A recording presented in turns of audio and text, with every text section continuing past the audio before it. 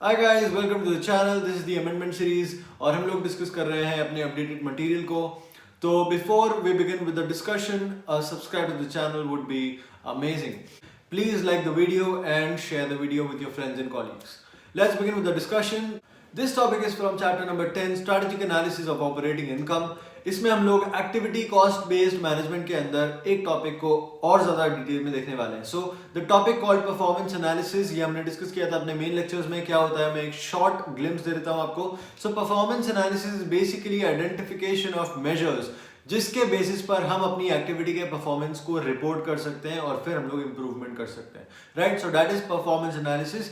अब हमें बताया गया कि वो दो एस्पेक्ट के बेसिस पर हो सकता है। सबसे पहला है it is based on expected cost, यानी कि हम लोग बात कर रहे हैं यहाँ पर इकोनॉमी की। राइट, तो आप जितना स्पेंड कर रहे हो आपके बेंचमार्क टारगेट से कंपेयर करोगे, वहां पर क्या इंप्रूवमेंट कर सकते हो, अपने मैनेजर्स को रिपोर्ट करोगे कि आप इसके लिए रिस्पॉन्सिबल थे। राइट, आप इस कॉस्ट के लिए रिस्पॉन्सिबल थे और कॉस्ट बेंचमार्क टारगेट से ज्यादा आ रहा है या कम आ रहा है, या फिर जो भी आ रहा है वेरिएंस कितना आ रहा है, वो हम लोग उसको रिपोर्ट करते हैं, अपने रीजंस आइडेंटिफाई करते हैं और उसके बेसिस पर हम लोग अपना इंप्रूवमेंट स्टार्ट करते हैं। So that is the expected cost aspect. Second aspect है अपना टाइम, यानी कि जहां पर हम लोग पहले में बात करते हैं इकोनॉमी की, दूसरे में बात आती है एफिशिएंसी की। So this deals with productivity, cycle time और साथ में थोड़े नॉन फाइनेंशियल मेजर्स को भी लेता है, जैसे कि कस्टमर सेटिस्फैक्शन, कितना क्वालिटी हम लोग प्रोवाइड कर रहे हैं अपने प्रोडक्ट में। So overall this is dealing with the efficiency of your operations. Right, तो आप यहाँ पर अपने एफिशिएंसी को मेजर करते हो और फिर इंप्रूव करने की कोशिश करते हो। सो दो एस्पेक्ट अपने को बता दिए, first is economy and second is efficiency.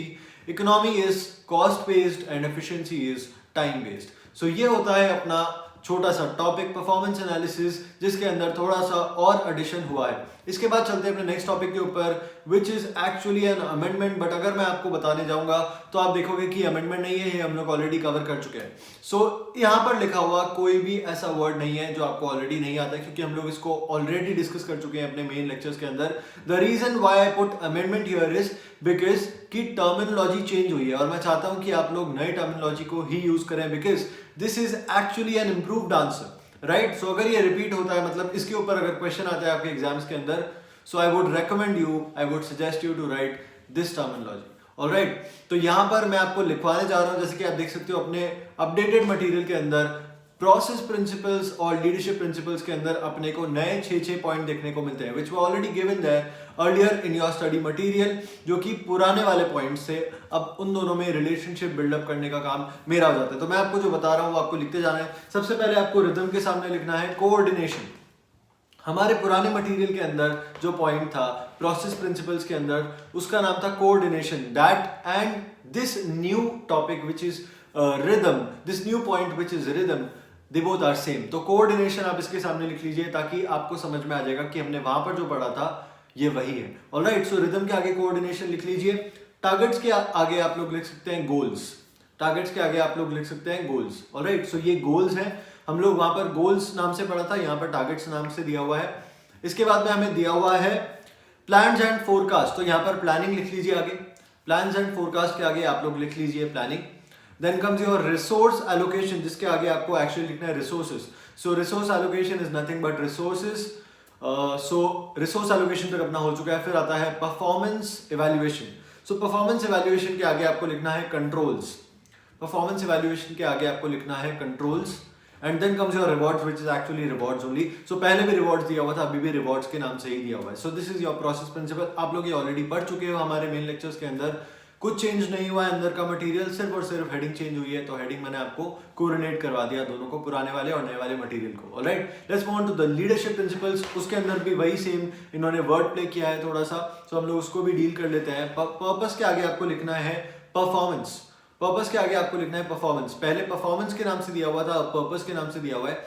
So purpose के आगे आपको लिखना है performance. Then comes your values. Values के आगे आपको लिखना है गवर्नेंस। पहले गवर्नेंस के नाम से दिया हुआ था, अभी भी आप देखेंगे तो वैल्यूज के अंदर जो सबसे पहला पॉइंट है वो है गवर्न। राइट, सो गवर्नेंस के नाम से दिया हुआ था, अब वैल्यूज के नाम से दिया हुआ है, इसके आगे आप गवर्नेंस लिख लीजिए। Then comes your transparency. इसके आगे आपको लिखना है इंफॉर्मेशन। ट्रांसपेरेंसी के आगे आपको लिखना है इंफॉर्मेशन। ऑर्गेनाइजेशन के आगे आपको लिखना है अकाउंटेबिलिटी। ऑर्गेनाइजेशन के आगे आपको लिखना है अकाउंटेबिलिटी। सो अकाउंटेबिलिटी आपने लिख लिया होगा। ऑटोनॉमी के आगे आपको लिखना है freedom to act, freedom to act. Autonomy के आगे आपको लिखना है freedom to act, freedom to act. Then comes your customers which is again same as customers. तो पहले भी कस्टमर्स के नाम से दिया हुआ था, अभी भी कस्टमर्स के नाम से ही दिया हुआ है। सो ये टॉपिक अपना एक तरह से पढ़ा हुआ था, सिर्फ हेडिंग्स चेंज हुई है। फिर भी मैंने सोचा कि because the wordings have changed and the wordings have actually improved for better, so इसलिए मैंने सोचा कि मैं आपको इसको अमेंडमेंट की तरह से दे देता हूं ताकि आप लोग उसको छोड़कर इसको याद रखें। बट क्योंकि हमने वो पॉइंट से समझा हुआ है तो मैंने आपको उसकी हेडिंग्स यहाँ पर भी कोरिलेट करा के लिखवा दी है ताकि आप लोग समझने में आपको कोई डिफिकल्टी ना हो। Alright, so let's move on to the next topic which is actually question, a new addition in questions from the topic reconciliation in chapter number 12 standard costing. So standard costing के अंदर reconciliation हमने पढ़ा हुआ है, उसके अंदर एक नया क्वेश्चन ऐड हुआ है, हम लोग इसको क्विकली डिस्कस कर लेंगे। बट ये क्वेश्चन हो जाने के बाद में हम लोग डेफिनेटली सिर्फ और सिर्फ एक ही चैप्टर के साथ रह जाते हैं, दैट इज चैप्टर नंबर 5। उसके अंदर थोड़े मेजर एडिशंस है, हम लोग उसको डिस्कस करेंगे। मेजर एडिशन से मतलब ये है कि एडिशन ज्यादा है बट इंपॉर्टेंस उसकी कम है, ये मैं आपको ऑलरेडी बता चुका हूँ। बट हम लोग उसको डिस्कस करेंगे, उसके लिए थोड़ा सा आपको और मुझे दोनों को ही टाइम लगाना पड़ेगा। सो अभी फिलहाल के लिए हम लोग इस क्वेश्चन को कवर करते हैं। रिकंसिलिएशन टॉपिक से ये क्वेश्चन दिया हुआ है, let's read the question first. Well-known factor is a shop that focuses on shoes for various sports and activities like jogging, cricket, tennis and hockey. Budgeted profit for the well-known footwear is calculated considering an average selling price of rupees 500 per pair of shoes. तो 500 अपने को budgeted price दिया हुआ है, उसके बाद हमें average cost दिया हुआ है which is 350 per pair of shoes, ये हमें budgeted कॉस्ट दे दिया है। Then comes your next point which is the supervisor of WF has discretion in staffing and in setting prices. Usually WF is staffed for 650 hours, so budgeted number of hours हमें बताया है 650 hours per month at a budgeted rate of rupees 125 per hour. So 125 का अपने को budgeted hour का rate दिया हुआ है, budgeted hour का budgeted rate दिया हुआ है। In addition to this base wages, ये base wage हमें बता दी है 125 per hour for 650 hours, ये base wage है। इसके एडिशन में सेल्स स्टाफ को क्या मिलता है? सेल्स स्टाफ को मिलता है 5.5% of the takings, as in revenue का 5.5% उनको दिया जाता है। Moreover staffing levels are not expected to change in response to little changes. अब ये लिटिल चेंजेस का डेफिनेशन क्या है वो आगे आपको नोट में दिया हुआ है।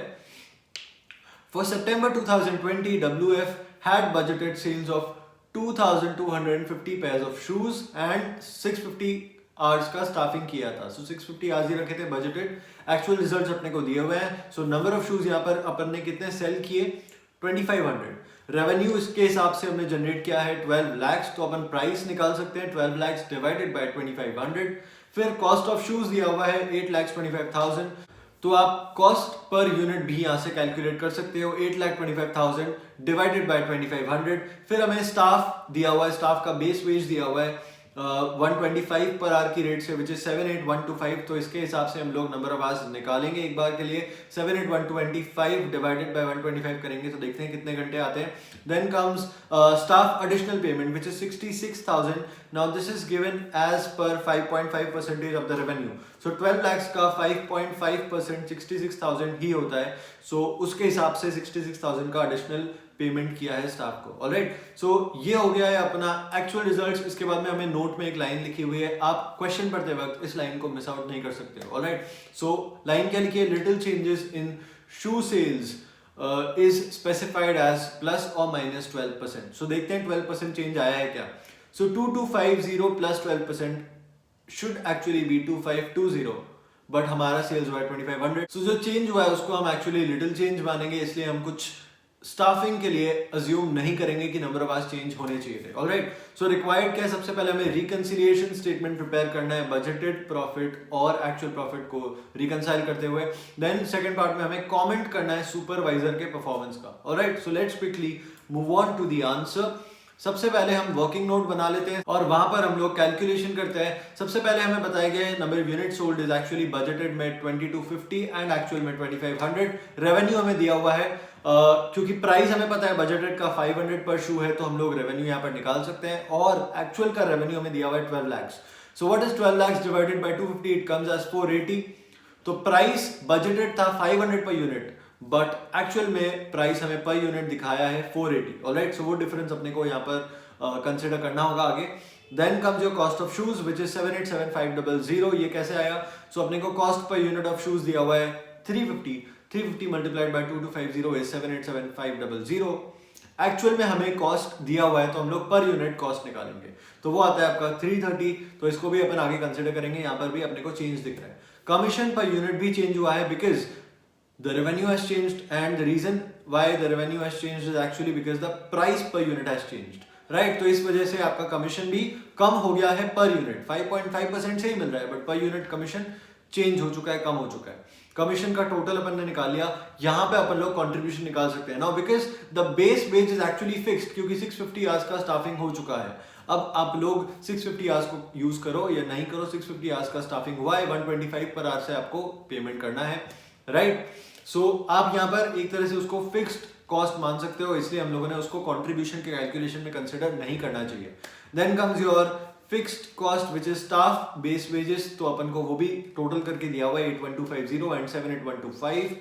एंड फिर हम लोग इसके बेसिस पर नंबर ऑफ आवर्स निकालेंगे। जैसे कि मैंने आपको ऑलरेडी डिस्कशन के टाइम पे कहा था कि हम लोग एक बार निकाल के देखेंगे कि नंबर ऑफ आवर्स कितने आते हैं। So number of hours in budgeted is going to come to 650 only, but actual में आता है actually 625। So 25 hours under budget किया है, यानी कि 650 आवर्स का बजटेड हमने स्टाफिंग किया था, बट एक्चुअल यूसेज 625 का ही किया है। तो इसकी वजह से ये लोग वेजेस कम पे कर रहे हैं। Now I don't understand why is this happening, but because it is given in the question, तो हम लोग इसको अज्यूम कर लेते हैं कि इन्होंने 78125 ही पे करना है 625 आवर्स के लिए ही। ऑलराइट, तो यहाँ पर अपन प्राइस डिफरेंस कंसिडर करेंगे अपने रिकंसिलिएशन के अंदर। फिर हमें रिकंसिलिएशन स्टेटमेंट बनाना है, तो अपने को रिकंसिलिएशन स्टेटमेंट बनाने के लिए यहाँ पर 3 चीजों की रिक्वायरमेंट है। वो हम लोग सबसे पहले सोचते हैं, ये हमारा हमेशा से टेक्निक रहा है कि हम लोग सोच लेते हैं कौन कौन सी चीजों की हमें रिक्वायरमेंट होने वाली है।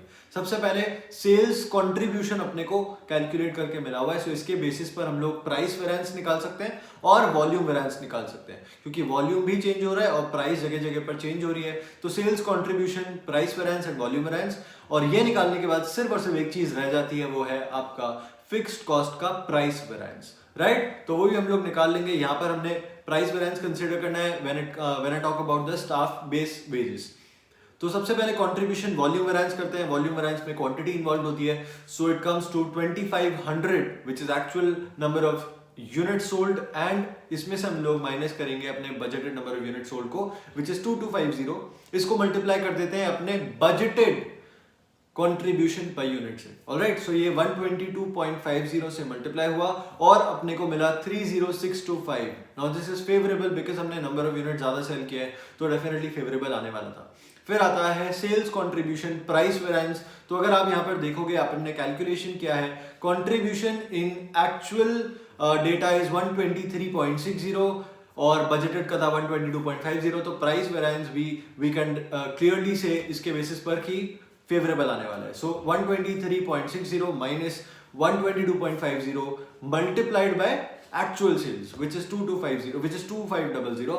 so 2500 multiplied by 123.60 minus 122.50 और ये आने वाला है आपका 2750 which is also favorable। और इसके बाद में हम लोग सिर्फ और सिर्फ प्राइस डिफरेंस कैलकुलेट करना है अपने स्टाफ बेस वेजेस का, तो वो अपन डायरेक्टली कर लेते हैं 3125 और इसके बेसिस पर आपका रिकंसिलिएशन बन जाता है। ऑलराइट, सो रिकंसिलिएशन स्टेटमेंट बनाना आसान था, बट जब आती है कमेंट की तो ज्यादातर स्टूडेंट्स अपने मार्क्स वहीं पर लूज करते हैं। लेट्स सी कि इसका अपन कमेंट क्या कर सकते हैं सुपरवाइजर के परफॉर्मेंस का। तो सबसे पहले मुझे दिख रहा है कि रेवेन्यू हमारा चेंज हो रहा है बिकॉज प्राइस चेंज हो रहा है। तो प्राइस में हम लोगों ने डिस्काउंट ऑफर किया है, डेफिनेटली डिस्काउंट ऑफर करने की वजह से हमारा number of unit sold increase हुआ होगा। 20 रुपीज का आपने जब डिस्काउंट दिया है तो आपका number of unit sold increase हो गया, that is probability that we can see. और यहां पर ये 20 रुपीज कम करने का रीजन मुझे दिखाई दे रहा है, cost per unit of shoes भी अगर आप देखेंगे तो 20 रुपीज का अपने को वहां पर फायदा मिला है। तो जो 20 का फायदा हमें शायद मिल रहा था वही हमने पास ऑन कर दिया और हमने उसकी वजह से ज्यादा यूनिट सेल कर पाए। ऑलराइट, सो ये एक अपन ने रिलेशनशिप बिठा के एक स्टेटमेंट लिख दिया। इसके बाद में हमें जो फायदा मिल रहा है जिसकी वजह से हमारा एक्चुअल प्रॉफिट इंक्रीज हुआ है compare to the budgeted profit, उसके मुझे दो रीजन दिखाई दे रहे हैं। सबसे पहले मुझे रीजन जो दिख रहा है वो है कमीशन पर यूनिट का चेंज होना। Commission is changing and the reason behind it जो हमने ऑलरेडी डिस्कस किया कि आपका प्राइस पे यूनिट चेंज हो रहा है तो आपका कमीशन पर यूनिट भी तो चेंज हो जाएगा, बिकॉज परसेंटेज तो फिक्स्ड है। ओके, तो क्योंकि हमारा कमीशन पर यूनिट कम हो चुका है तो इसकी वजह से मुझे वहां पर फायदा मिला, जिसकी वजह से मेरा actual profit has actually increased compare to the budget profit, और फिर हमें बेस वेजेस में भी तो फायदा मिला है प्राइस का। तो ये दो रीजन की वजह से बेसिकली चेंज आ रहा है and this is how we are going to comment and conclude. And overall हमें क्या दिख रहा है कि क्योंकि हमें फायदा मिला अपने कॉस्ट में, क्योंकि हमारा कॉस्ट ऑफ शूज कम हुआ है, उसके अलावा हमारा कमीशन कम हुआ है। कमीशन कम कैसे हुआ? क्योंकि हमने प्राइस कम कर दिया था, तो वो भी एक बहुत अच्छा मूव था बाय द सुपरवाइजर। प्राइस कम किया जिसकी वजह से कमीशन भी कम हो गया, प्राइस कम होने की वजह से सेल्स भी इंक्रीज हो गया जिसकी वजह से हमें वॉल्यूम अरेंज फेवरेबल मिला एंड अल्टीमेटली हमें अंडर स्टाफिंग की वजह से स्टाफ के बेस वेजेस में भी फायदा मिलता है। सो ओवरऑल सुपीरियर का परफॉर्मेंस बहुत अच्छा रहा है and we could actually reward him. So this is how we go to comment and यहाँ पर हमारा क्वेश्चन कंप्लीट होता है एंड ये लेक्चर हम लोग यहीं पर एंड करते हैं। Make sure to like and share the video as I already asked you to, and please subscribe to the channel. Thank you so much.